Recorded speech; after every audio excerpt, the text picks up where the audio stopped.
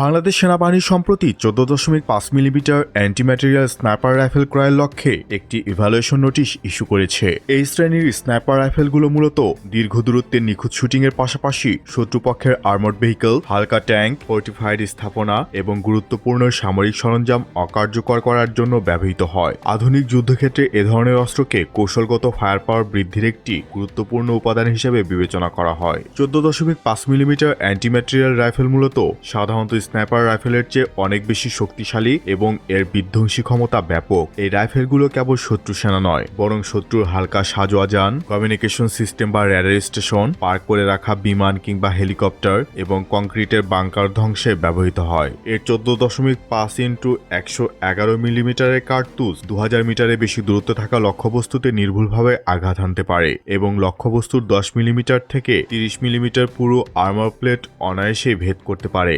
উচ্চ পাল্লা এবং প্রচণ্ড শক্তির কারণে একে বিগ গেম স্নাইপার রাইফেলও বলা হয়। এর সম্ভাব্য মডেল হিসেবে আন্তর্জাতিক বাজারে বেশ কিছু জনপ্রিয় অপশন রয়েছে।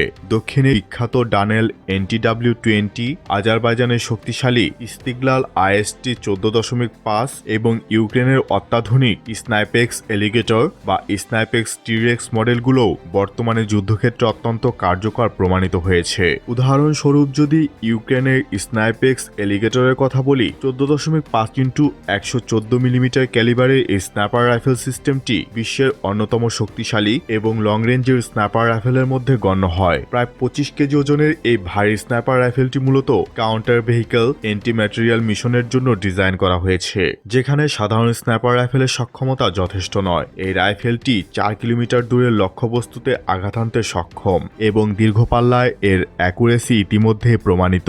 এছাড়া এর বিপুল ভেদ ক্ষমতা প্রায় 10 মিলিমিটার পুরো স্টিল আর্মার ভেদ করে লক্ষ্যবস্তু ধ্বংস করার সক্ষমতা রাখে। সেনাবাহিনীর এই নতুন সংযোজন দেশের সীমান্ত প্রতিরক্ষা এবং কৌশলগত অপারেশনে ফায়ার পাওয়ার বহুগুণ বাড়িয়ে দেবে।